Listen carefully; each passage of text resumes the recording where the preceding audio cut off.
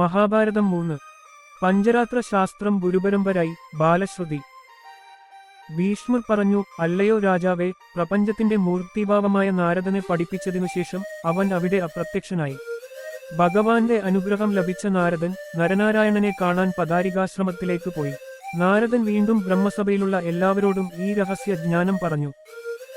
അത് പഞ്ചരാത്രം എന്നറിയപ്പെടുന്ന ചതുർവേദത്തിന്റെ സാരാംശമാണ്. ശ്രീമന്നാരായണന്റെ വായിൽ നിന്ന് താൻ കണ്ടതും കേട്ടതുമായ ഈ ജ്ഞാനം ചതുർവേദത്തിന്റെ സാരാംശം. അപ്പോൾ യുധിഷ്ഠിരൻ പറഞ്ഞു, അല്ലയോ മഹാപിതാവേ, ഈ ഭഗവാന്റെ മഹത്വം വളരെ അത്ഭുതകരമാണ്.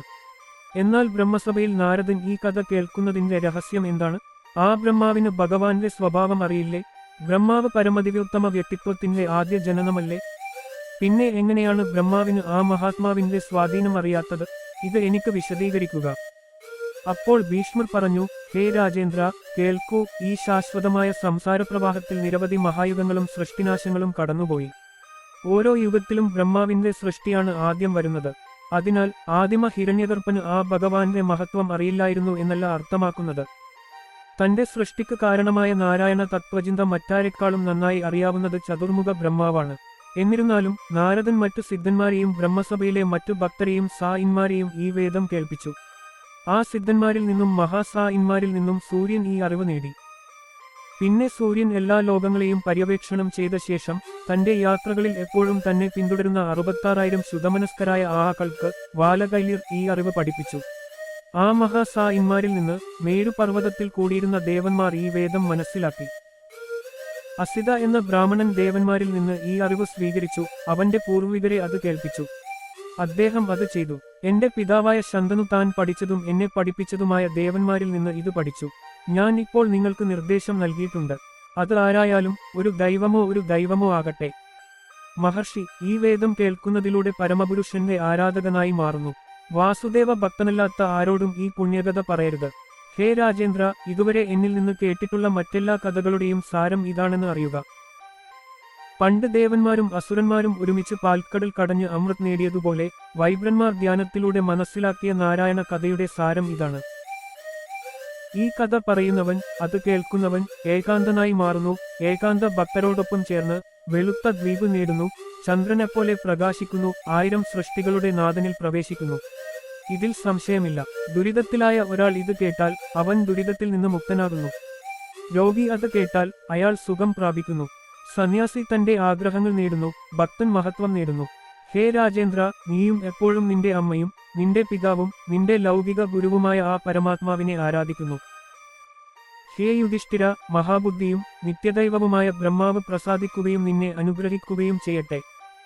വൈശംപായനൻ പറഞ്ഞു, ഹേ ജനമേജയന, ഈ കഥ കേട്ടപ്പോൾ ധർമ്മരാജൻ നാരായണ ഭക്തനായി.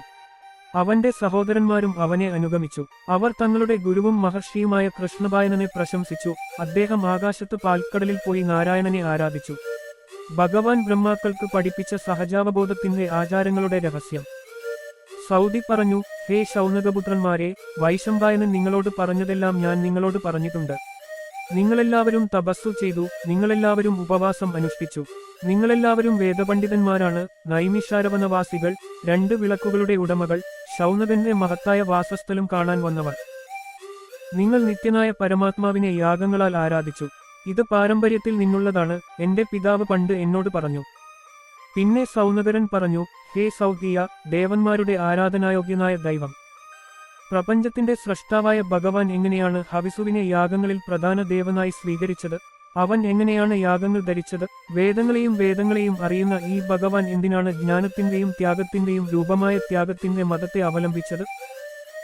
ദേവന്മാരെ പ്രകൃതിയുടെ മതത്തിൽ പങ്കെടുക്കാൻ യോഗ്യരാക്കിയത് എങ്ങനെയാണ്?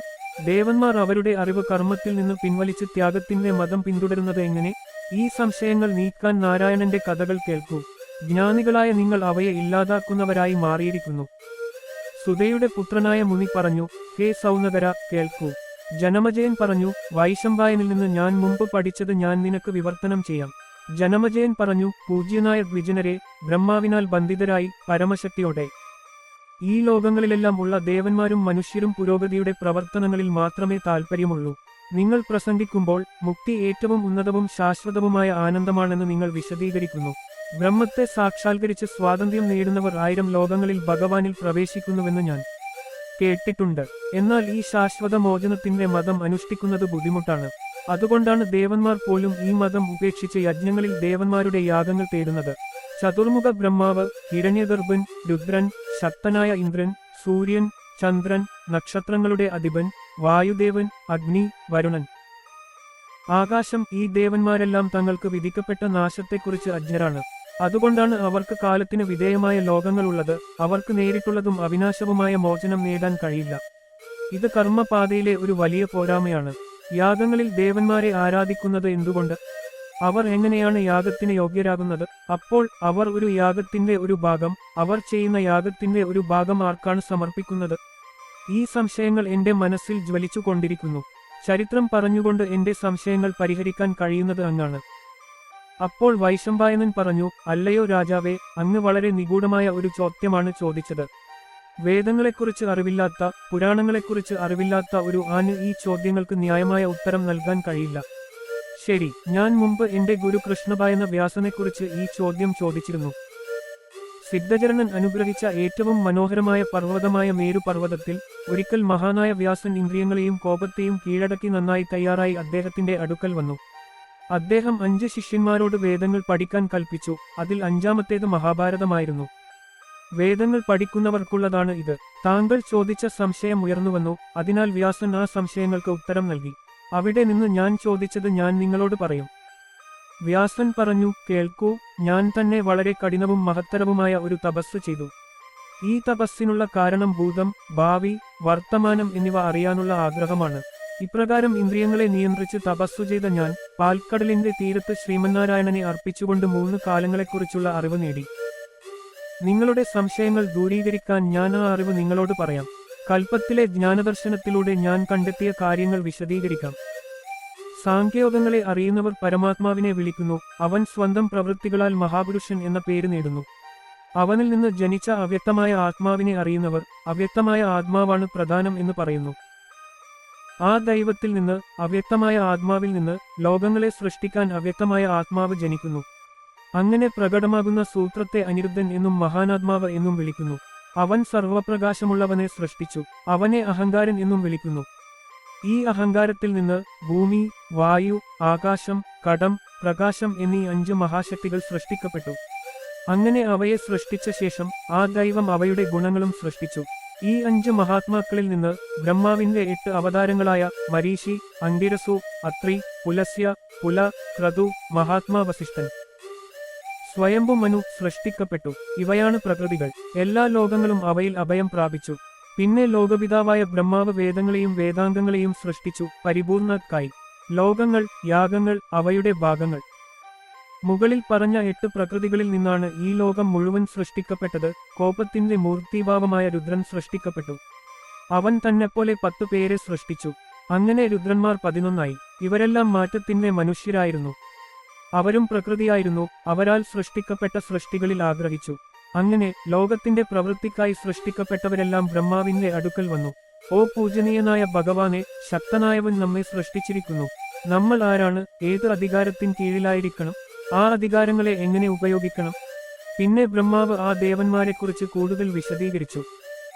ഓ ദൈവമേ, ബ്രഹ്മാവിനെയും ആചാരങ്ങളുടെ രഹസ്യത്തെയും പഠിപ്പിച്ച ഭഗവാൻ 2. അപ്പോൾ ബ്രഹ്മാവ് പറഞ്ഞു, ഓ ദേവന്മാരെ, നിങ്ങൾ എന്നെ ശരിയായി ഓർമ്മിപ്പിച്ചു. നിങ്ങൾ അനുഗ്രഹിക്കപ്പെടണം. നിങ്ങൾക്ക് ഇഷ്ടപ്പെടാത്ത ഈ ആശങ്കയും എനിക്കുണ്ട്. നമുക്ക് 3 ലോകങ്ങളും എങ്ങനെ ചുറ്റി സഞ്ചരിക്കാൻ കഴിയും? നിങ്ങൾക്കും എനിക്കും വേണ്ടി നമുക്ക് എങ്ങനെ ശക്തി നഷ്ടപ്പെടാതിരിക്കാൻ കഴിയും? ഞാൻ ചിന്തിച്ചു. ഇവിടെ നിന്ന് നമുക്കെല്ലാവർക്കും ലോകത്തിന്റെ സാക്ഷിയായ അദൃശ്യനായ മഹാന്റെ അടുത്തേക്ക് പോകാം. നമുക്ക് എന്താണ് നല്ലതെന്ന് അവൻ നമ്മോട് പറയും. ബ്രഹ്മാവ് ഇത് പറഞ്ഞപ്പോൾ ലോകക്ഷേമം തേടി മുനിമാരും ദേവന്മാരും അദ്ദേഹത്തോടൊപ്പം ക്ഷീരസമുദ്രത്തിന്റെ വടക്കൻ തീരത്തേക്ക് പോയി.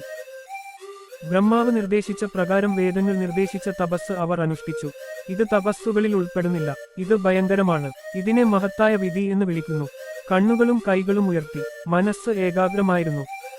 എല്ലാവരും ഒരു കാലിൽ നിന്നു ഒരു വൃക്ഷമായി മാറി ആയിരക്കണക്കിന് ദിവ്യവർഷങ്ങൾ ഏക മനസ്സോടെ തപസ്സു ചെയ്തു. വേദങ്ങളാൽ അലങ്കരിച്ച ഈ മധുര ശബ്ദം അവർ ചോദിച്ചു. ഭഗവാൻ പറഞ്ഞു, ഓ ബ്രഹ്മാവുള്ള ദേവന്മാരെ, ഹേ ഋഷിമാരെ, ഹേ ഋഷിമാരെ, നിങ്ങളെയെല്ലാം സ്വാഗതം ചെയ്ത് ഒരു നല്ല വാക്ക് പറയൂ. ലോകക്ഷേമത്തിനായി ഞാൻ എത്ര വലിയ ഒരു പ്രവൃത്തിയാണ് ചെയ്യേണ്ടതെന്ന് നിങ്ങളിൽ നിന്ന് ഞാൻ മനസ്സിലാക്കി. എന്റെ സ്വന്തം ഇഷ്ടപ്രകാരം ഞാൻ നിങ്ങളുടെ ആത്മാക്കളെ വളർത്തിയെടുക്കണം. ഹേ ദേവന്മാരെ, എന്നെ ആരാധിക്കാനുള്ള ആഗ്രഹത്തോടെ നിങ്ങൾ വലിയ തപസ് ചെയ്തു. ഹേ മഹാനെ, ഈ തപസ്സിന്റെ നല്ല ഫലം നിങ്ങൾ ആസ്വദിക്കും.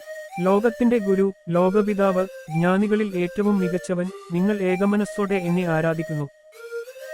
എപ്പോഴും യാഗത്തിന്റെ ഒരു ഭാഗം എനിക്കായി നീക്കിവെക്കുക. പിന്നെ ഹേ ദേവന്മാരെ, നിങ്ങളുടെ ശക്തികൾക്കനുസരിച്ച് ഞാൻ നിങ്ങൾക്ക് ഗുണങ്ങൾ പഠിപ്പിക്കും. വൈശമ്പായനൻ പറഞ്ഞു, ഇത് ദേവന്മാരുടെ ദൈവമായ ഭഗവാന്റെ വചനമാണ്. ഇത് കേട്ട് എല്ലാ ദേവന്മാരും ഋഷിമാരും വേദങ്ങളിൽ കാണുന്ന നിയമങ്ങൾ അനുസരിച്ച് വൈഷ്ണവക്രനെ അനുഷ്ഠിച്ചു. ആ സഭയിൽ ബ്രഹ്മാവ് തന്നെയാണ് ആദ്യം ഒരു ഭാഗം സൃഷ്ടിച്ചത്. ദേവന്മാരും ഋഷിമാരും ഒരു ഭാഗം സൃഷ്ടിച്ചതിനുശേഷം അവർ ആദ്യ രൂപത്തിനും അന്ധകാരത്തിനും അതീതനായ ഭഗവാനിൽ അഭയം പ്രാപിച്ചു. ആ ഭഗവാനെ അവർ മഹാനായ, സർവവ്യാപിയായ, വടക്കിന്റെ നാഥനായ, വരദാതാവായ ഭഗവാൻ എന്ന് സ്തുതിച്ചു. അപ്പോൾ വരദാതാവ് അവിടെ സന്നിഹിതരായ എല്ലാ ദേവന്മാരോടും പറഞ്ഞു, ആരെങ്കിലും ഏത് ഭാഗത്തെ സൃഷ്ടിച്ചാലും അവൻ അത് ഉപയോഗിച്ച് എന്നെ ആരാധിച്ചു. നിങ്ങൾ ശരിയായ യാഗങ്ങളാൽ എന്നെ ആരാധിച്ചു. നിങ്ങൾ എല്ലാ യുഗത്തിലും നിങ്ങളുടെ പ്രകൃതിയുടെ ഫലങ്ങളിൽ പങ്കാളികളാകുന്നു. ഹേ ദേവന്മാരെ, ഏത് ലോകത്തിലും യാഗം നടത്തുന്നയാൾ വേദങ്ങളിൽ ഉദിച്ച ഭാഗങ്ങൾ നിങ്ങൾക്കായി ക്രമീകരിക്കുന്നു. ഈ മഹത്തായ സൃഷ്ടിയിൽ നിങ്ങൾ എനിക്കായി സങ്കൽപ്പിച്ച ഏത് ഭാഗവും ആ ഭാഗം നിങ്ങൾക്ക് നൽകും. വേദസൂത്രങ്ങളിൽ ഞാൻ അങ്ങനെ ക്രമീകരിച്ചിരിക്കുന്നു. യാഗങ്ങളുടെ ഫലങ്ങളിൽ സംതൃപ്തരായിരിക്കുക, ആളുകളെ വികസിപ്പിക്കുക. നിങ്ങളുടെ ശക്തിക്കനുസരിച്ച് എല്ലാറ്റിന്റെയും പൂർണ്ണമായ അർത്ഥം ചിന്തിക്കുക. നിങ്ങൾ ചെയ്യുന്ന ഏത് പ്രവൃത്തികളിലൂടെയും സ്വാഭാവിക ഫലം ലഭിക്കുന്നു, ശക്തി ലഭിക്കുന്നു, ലോകങ്ങൾ സ്ഥാപിക്കപ്പെടുന്നു. എല്ലാ യാഗങ്ങളുടെയും ബോധത്താൽ നിറഞ്ഞ എന്നെ ഓർക്കുക. നിങ്ങൾക്ക് എനിക്ക് വേണ്ടി ഉണ്ടായിരിക്കേണ്ട വികാരമാണിത്. ഇതിനായി വേദങ്ങളും യാഗങ്ങളും സസ്യങ്ങളും സൃഷ്ടിക്കപ്പെട്ടു. ഭൂമിയിൽ ഇവ ശരിയായി ഉപയോഗിച്ചാൽ ദേവന്മാർ സന്തുഷ്ടരാണ്. പ്രകൃതിയിൽ നിന്ന് ഉദിച്ച ഈ സൃഷ്ടി ഞാൻ നിങ്ങൾക്കായി സൃഷ്ടിച്ചു. ഹേ പരമാത്മാവേ, അത് കാലാവസാനം വരെ തുടരും.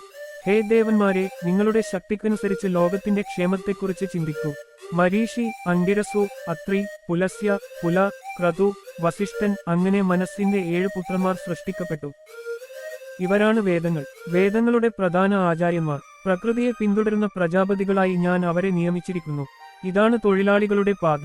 ലോകത്തെ സൃഷ്ടിക്കുന്ന ഭഗവാനെ അനിരുദ്ധൻ എന്ന് വിളിക്കുന്നു.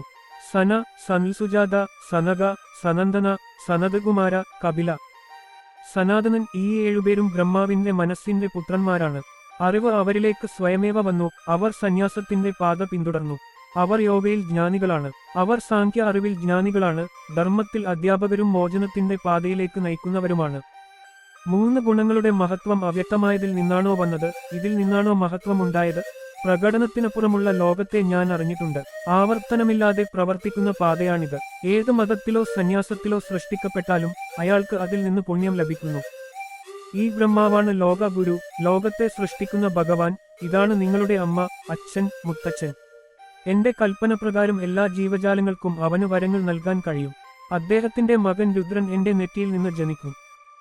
ബ്രഹ്മാവിന്റെ കൽപ്പനപ്രകാരം എല്ലാ ജീവജാലങ്ങളെയും സംരക്ഷിക്കാൻ കഴിയുന്ന ഭഗവാനായി അവൻ മാറും. മുന്നോട്ടു പോകുക. നിങ്ങളുടെ ശക്തികളെ അതേപടി ഓർക്കുക. എല്ലാ ലോകങ്ങളിലെയും എല്ലാ പ്രവൃത്തികളും വേഗത്തിൽ ചെയ്യണം. ജീവജാലങ്ങൾക്ക് അവരുടെ പ്രവൃത്തികളെയും വിധിയെയും കുറിച്ച് അറിവുണ്ടാകട്ടെ. ഹേ പരമാത്മാവേ, ഇതാണ് ഇവിടെ ജീവിതത്തിന്റെ സമയമെന്ന് അറിയുക. ഇപ്പോൾ കൃതയുഗം എന്ന മഹായുഗം വന്നിരിക്കുന്നു. ഈ യുഗത്തിൽ യാഗമൃഗങ്ങളെ പീഡിപ്പിക്കരുത്, ഇത് മറികടക്കരുത്. ഇവിടെ ധർമ്മം 4 കാലുകളിൽ നിലകൊള്ളുന്നു. പിന്നെ ത്രേതായുഗം എന്ന യുഗം വരുന്നു. പിന്നെ വേദധർമ്മം ആചരിക്കുന്നു. അവിടെ യാഗത്തിൽ അവയെ ഭക്ഷിക്കാൻ മൃഗങ്ങളെ കൊല്ലുന്നു. ധർമ്മത്തിന്റെ 4ാമത്തെ പാദം പൂർണ്ണമായും നഷ്ടപ്പെടുന്നു. അതിനുശേഷം ദ്വാപരയുഗം വരുന്നു. ആ യുഗത്തിൽ ധർമ്മത്തിന്റെ 2 പാദങ്ങൾ അപ്രത്യക്ഷമാകുന്നു. അതിനുശേഷം കലിയുഗം വരുന്നു. ധർമ്മത്തിന്റെ ഒരു പാദം മാത്രമേ നിലകൊള്ളുന്നുള്ളൂ.